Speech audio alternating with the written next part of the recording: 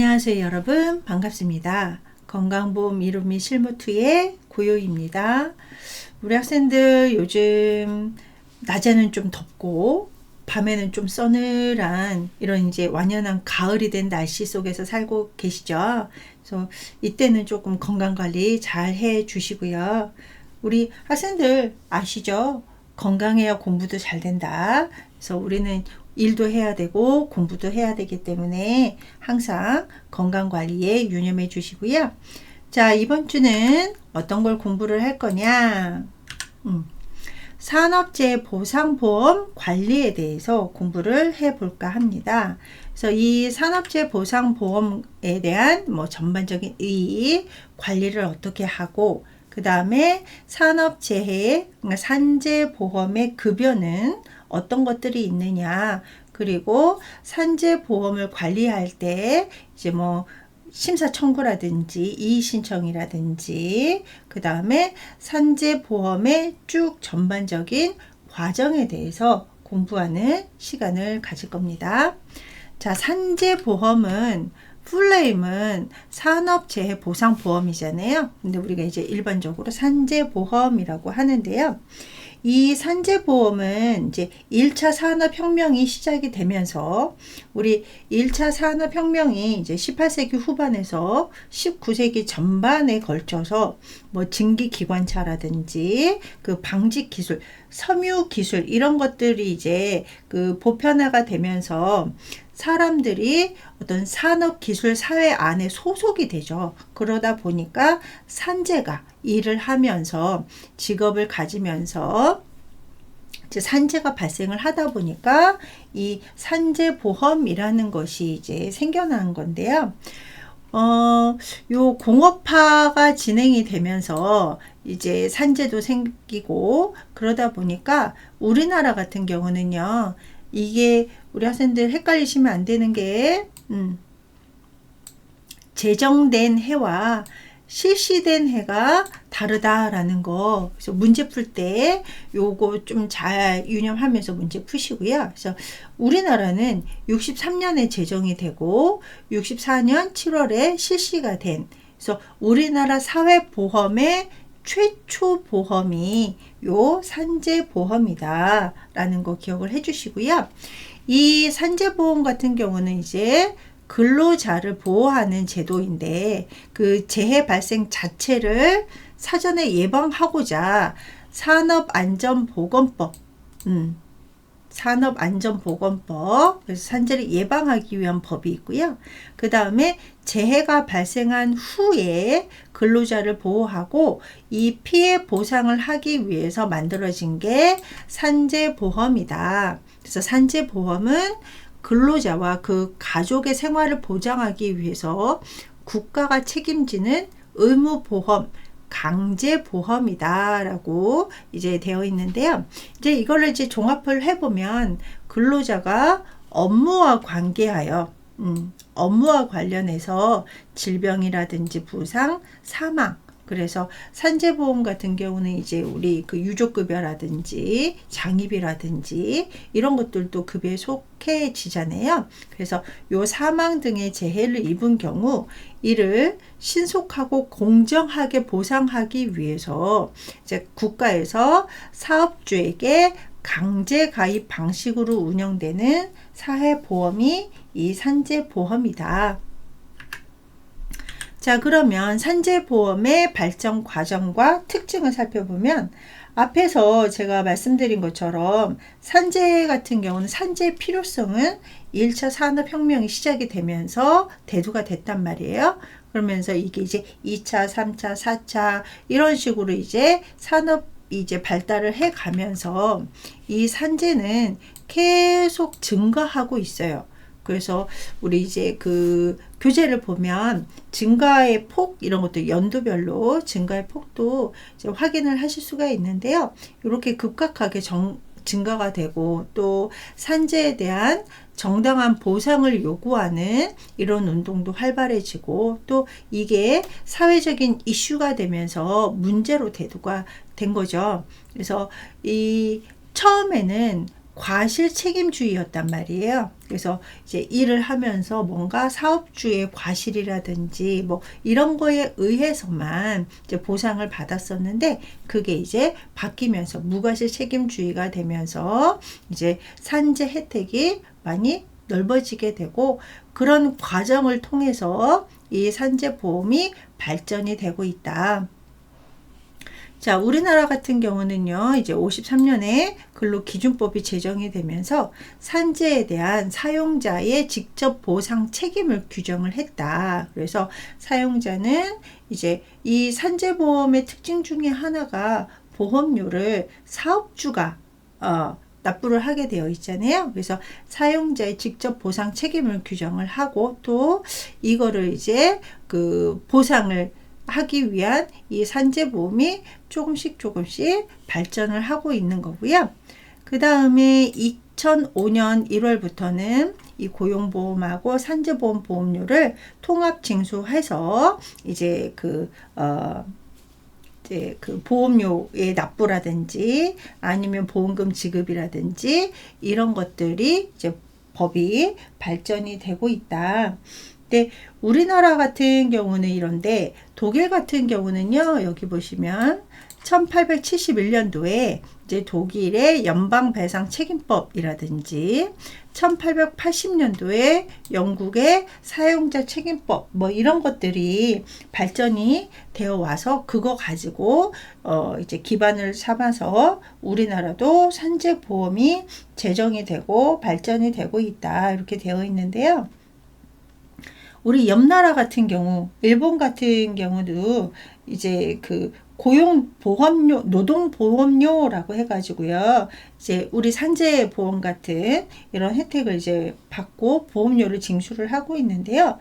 이게 일본 같은 경우는 조금 이제 그 폭이 우리보다 조금 더 넓은가 봐요. 그래가지고 가사 노동을 하는 종사자도 이미 가입을 할 수 있을 정도로, 그래서 이 산재보험은 거의 이제 우리 뭐 선진국이라든지 개발도상국 같은 경우는 산재보험이 다 있는데 다 똑같지는 않고 그 나라의 특성에 따라서 조금씩 달리해서 운영이 되고 있습니다.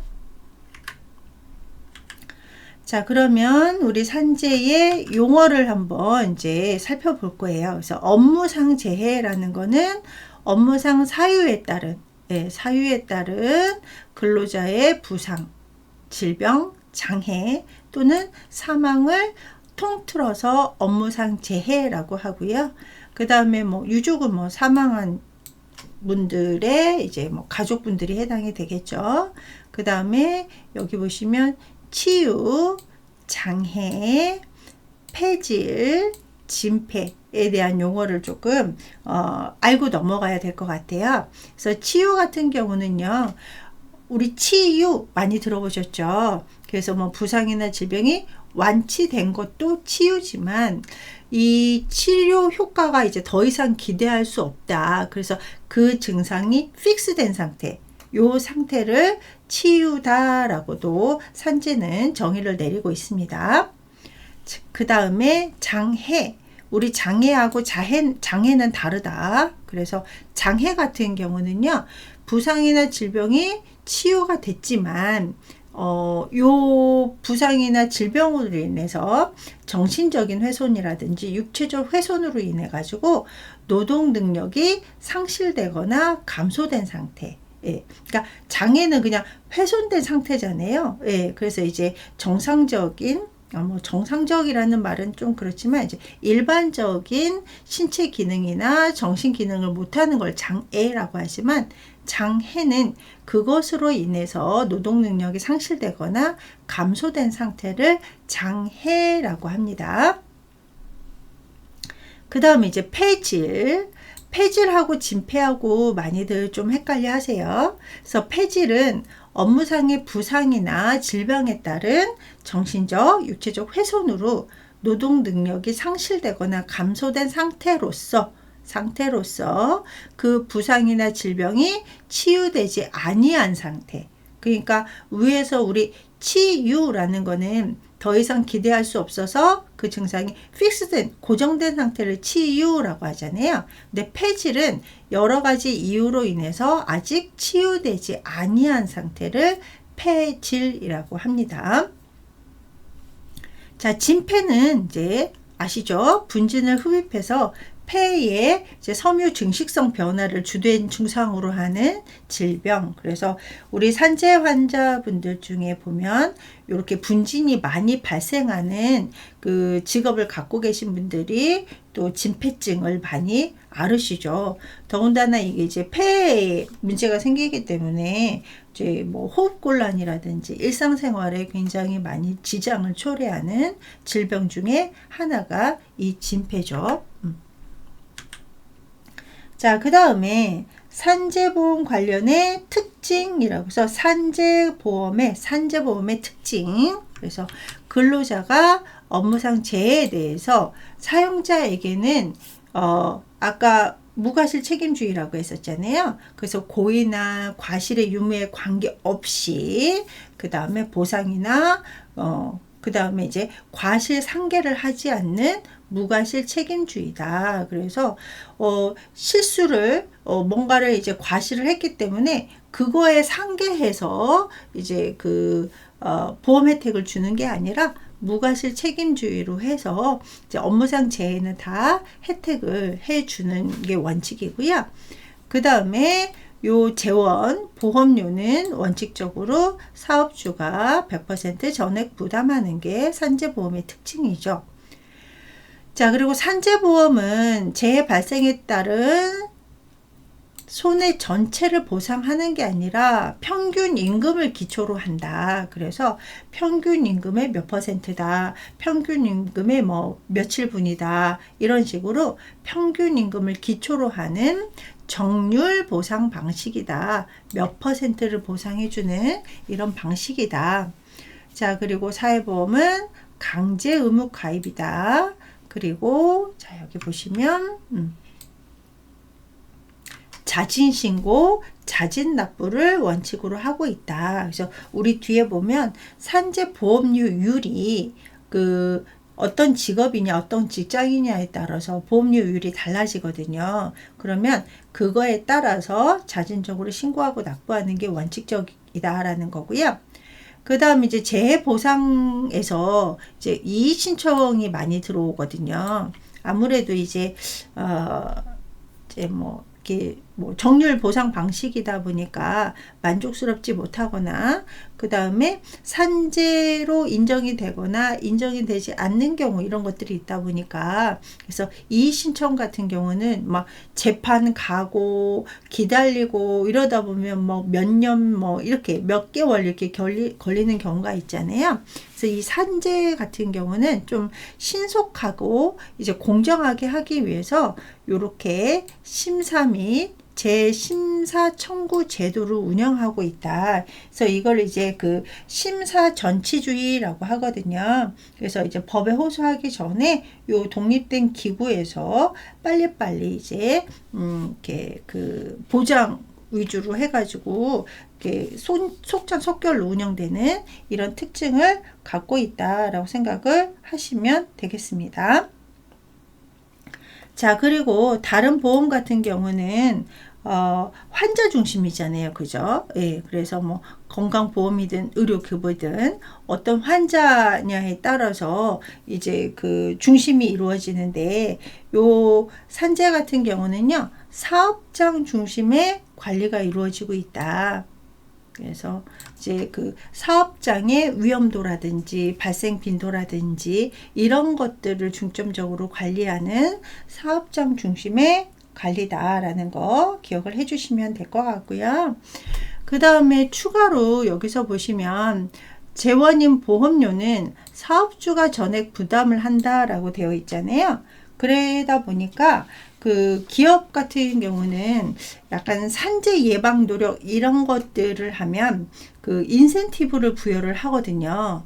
그래서 보험료가 조금씩 달라져요. 그래서 올해 보험료는 전년도 산재 발생률에 비례해서 보험료가 이렇게 책정이 되는 이런 특징을 가지고 있습니다. 자, 그러면 산재보험의 기본적인 1인 이상 기업은 다 산재보험의 혜택이 되잖아요. 그럼 이제 이 적용 범위하고 제외 대상에 대해서 살펴보도록 하겠습니다. 산재보험은 어떤 기업은 적용, 어떤 기업은 제외. 그래서 여기 보시면 이제 공무원연금법이나 국민연금법에 따라서 재보상이 되는 사업이라던가, 그 다음에 이제 선언법, 어선언 및 어선재해보상보험법, 어렵죠. 예, 우리하고 조금 동떨어진 마도로스, 그래서 이제 우리 이제 먼 바다에 가서 일하시는 분들, 이런 분들이라던가, 아니면은 이제 요 사람들 같은 경우는 이제 제외가 됐는데요.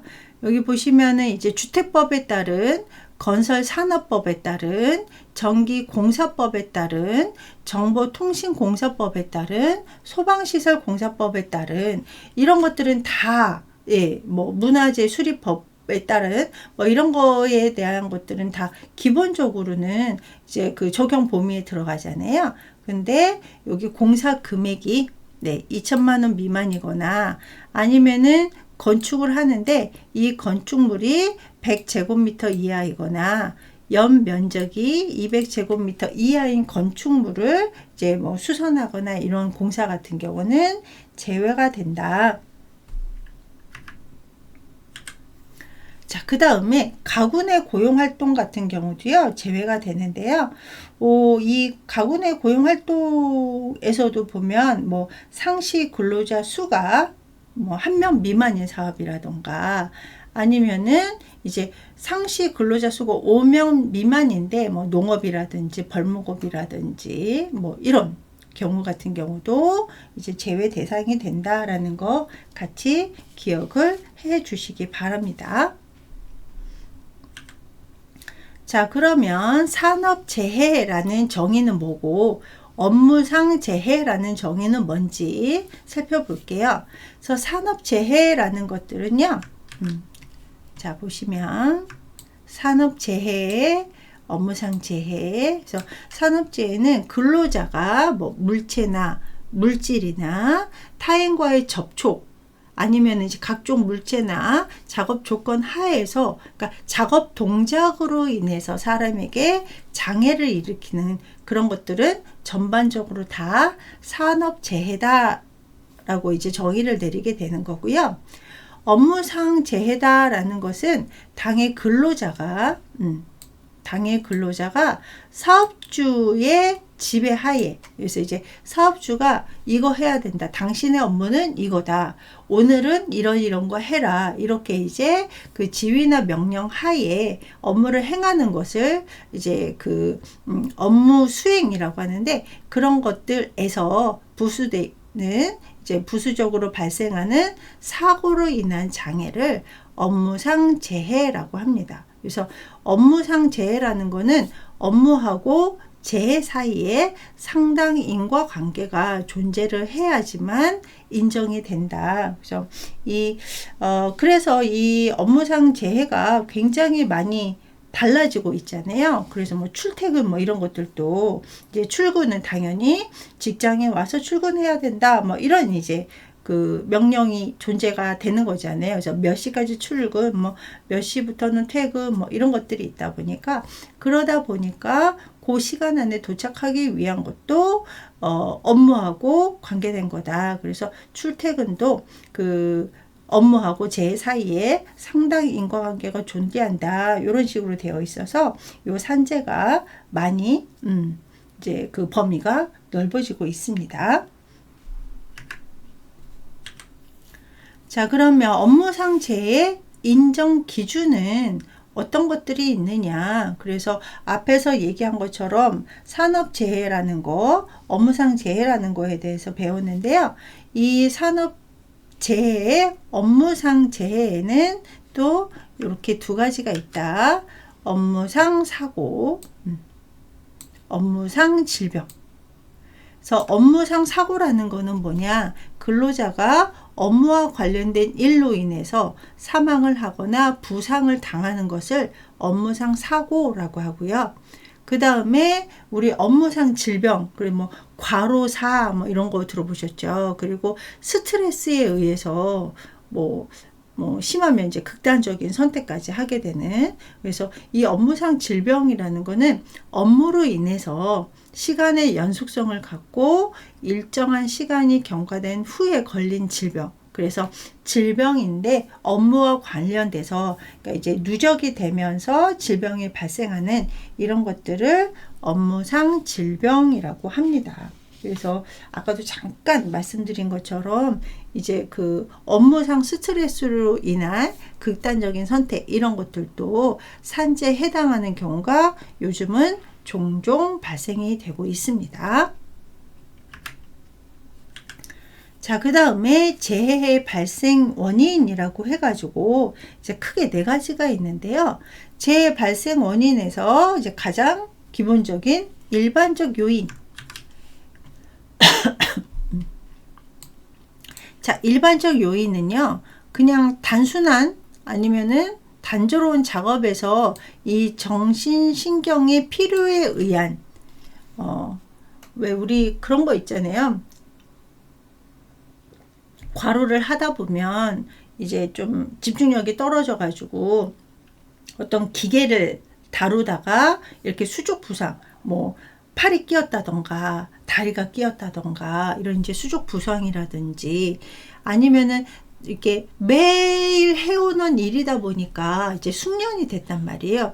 그러면은 약간 자신 과잉에 의한 재해. 그래서 우리 뭐 예를 들자면 운전하시는 분들, 운전하고 나서 시간이 조금 지나면 한 손은 딱 이렇게 창에다가 놓고 한 손으로 운전하는, 이것도 굉장히 위험한데 나도 모르게 나는 한 손으로도 충분히 운전해 막 이러면서, 그러면은 무슨 일이 발생을 했을 때 대처 능력이 떨어지잖아요. 이런 것들도 이제 일반적 요인에 들어가는 거고, 그 다음에 뭐 안전 부주의라든지 심신 피로에 의해서 판단력이나 주의력이나 반응 속도가 떨어지는, 그래서 왜 우리 뭐 아까 제가 이제 운전에 대해서 잠깐 예를 드렸었는데, 뭐 운전을 이제 오래 하다 보면, 그리고 또 이게 매일 똑같은 길을 가다 보면은 가끔씩 신호등을 내가 파란색 신호등에 잘 왔나? 빨간색인데 그냥 온 거 아닌가? 라고 하면서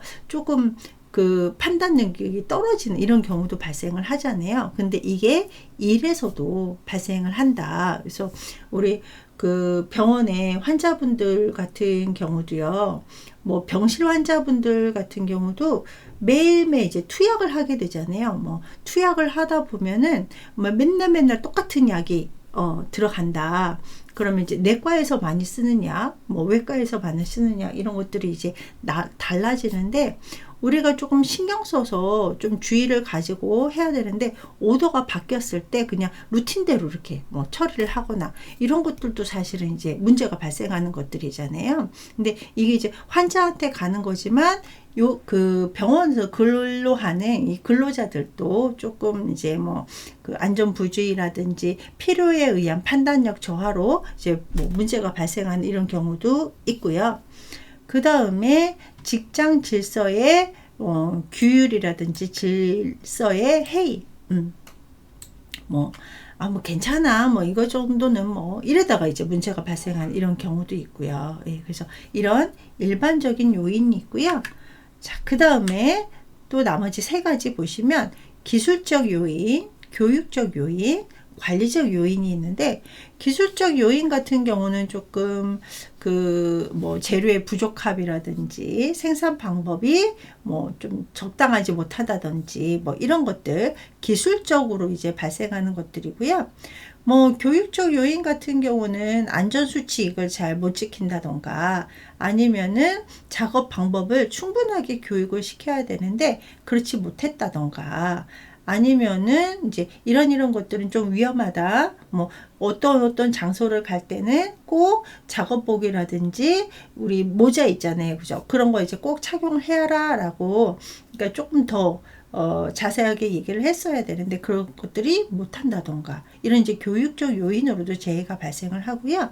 그 다음에 이제 관리적 요인 같은 경우는 약간 작업 준비를 불충분한 상태에서 그래서 그 장비라든지 이런 것들 그리고 인원 배치 그래서 이 일을 하기 위해서는 10명이 필요한데 7명만 보내서 문제가 발생을 한다던가 아니면 작업 지시에 대한 이제 적당하지 못함 이런 것들은 다 관리적 요인에 들어간다라고 생각을 하시면 되겠습니다. 자, 그래서 재해 발생 요인은 총 4가지가 있다. 일반적 요인, 기술적 요인, 교육적 요인, 관리적 요인 이렇게 4가지의 재해 발생 원인이 발생을 하게 되는 거고요. 자, 그 다음에 이제 급여 체계하고 보험료에 대해서 살펴볼게요. 그래서 이 업무상 재해 앞에서 배웠죠. 이 업무상 재해로 인해서 부상이나 질병, 그 다음에 사망이 발생을 한다. 그러면 이 급여 체계는 사망이 발생을 하면 유족 급여가 발생이 되고요. 그 다음에 장의비. 그래서 평균 급여의 121분에 해당하는 장의비가 지급이 된다던가 아니면은 이제 사업장 차원에서 유가족 복지 이런 것들이 이루어지게 되는 게 이 급여 체계고요. 이거는 이제 사망했을 때고 그 다음에 부상이나 질병이 발생했을 때는 가장 기본적인 게 요양급여죠. 병원에서 치료를 받아야 되면 기본적으로 이제 각종 이제 병원비, 치료비, 수술비 이런 것들이 이제 발생이 되는 거고요. 그 다음에 요양급여를 하다 보면 아니면 산재가 발생을 하다 보면 일을 일정 기간 동안 못하게 되는 이런 경우가 발생을 하죠. 그럼 이제 휴업급여가 발생이 되고 휴업급여 후에도 아무래도 이제 일이 더 이제 긴 기간 동안 못하게 되면 상병보상연금이라는 걸 지급을 해주게 되는 거고요. 그 다음에 아까 장해에 대해서 배웠죠. 그래서 장해급여라든지 아니면 이제 간병급여. 간병급여 같은 경우는 이제 여러 가지 이유, 병원에 입원해 있는 상태든 집에서 간병을 받아야 되는 거든 그래서 간병급여가 발생을 하게 되고요. 그에 따른 재활 및 복지, 그래서 장애인 보장용구라든지 이런 것들, 그런 것들을 이제 급여 체계를 의해서 보상을 받고 마지막에 사회 복귀를 하게 되는 요게 그 산재보험의 급여 체계다.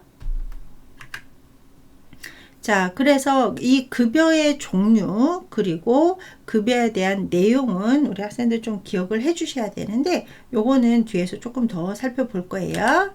자, 그 다음에 보험료율. 그래서 산재보험의 보험료율 같은 경우는 이제 이게 재해율이라고도 하는데요.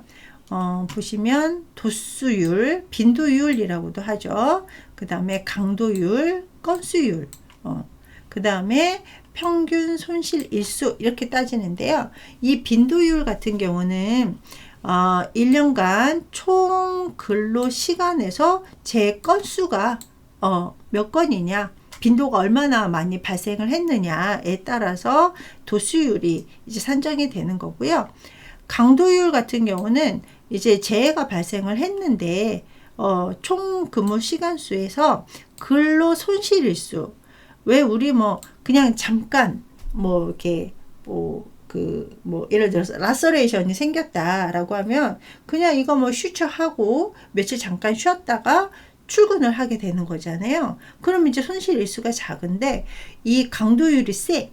그러니까 그 폴다운이 돼가지고 척추가 이제 골절이 됐다던가 이러면은 그 근로 손실 일수가 굉장히 길어지게 되는 거잖아요. 그래서 산재 강도가 어느 정도냐를 따질 때는 이 근로 손실 일수로 이제 그 보험료를 이제 산출을 하게 되는 거고요. 건수율.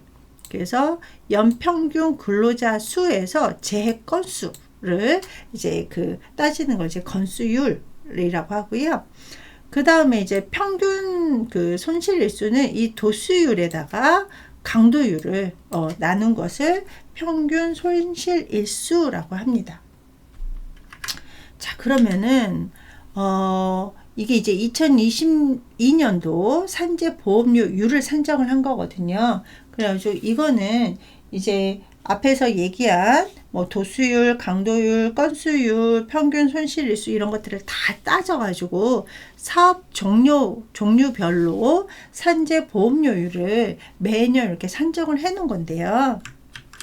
자, 2020년도 보면 요 보험료율에서 가장 높은 보험료를 따지는 게 요거네요. 네. 그래서 우리 석탄, 채석 이런 것들은 앞에서 얘기한 뭐 진폐증이라든지 분진 이런 것들도 굉장히 많고, 또 위험한 상황에서 이를 뭐 발포 작업이라든지 이런 것들을 하다 보니까 가장 높은 보험료율로 산정을 해 놓은 상태고요. 요거는 거의 뭐 매년 바뀌지 않는 것 같아요. 그래서 아까 앞에서 얘기한 것처럼 우리 이제 자진 신고를 하게 되는 거잖아요. 그래서 이제 뭐 우리 사업은 이런 일을 하고 있어서 이 보험료에 따라서 자진 납부를 한다. 이렇게 이제 기억을 해주시면 될 것 같고요. 자, 보험료율이 낮은 게 보면 뭐 전기 기계, 전자제품 제조업, 그 다음에 보시면 뭐 교육이라든지 보건 쪽, 여가 관련 서비스업, 그 다음에 뭐 금융 및 보험업 이런 같은 경우는 아무래도 산재 발생률이 아예 없지는 않죠. 그죠? 업무상 질병이라는 것도 발생을 하니까요. 근데 아무래도 이런 직업 같은 경우는 조금 뭐 그 업무상 사고 이런 것들이 발생 빈도가 낮다 보니까 보험료율이 상대적으로 적게 되는 거죠. 네. 자, 그러면 1교시는 우리 산재보험이라는 건 어떤 거다. 그 다음 이제 급여에서 이제 제외되는 것들, 그 다음에 급여 체계에 대해서 잠깐 살펴봤습니다. 자, 우리 학생들 잠시 쉬셨다가 2교시 시작하도록 할게요.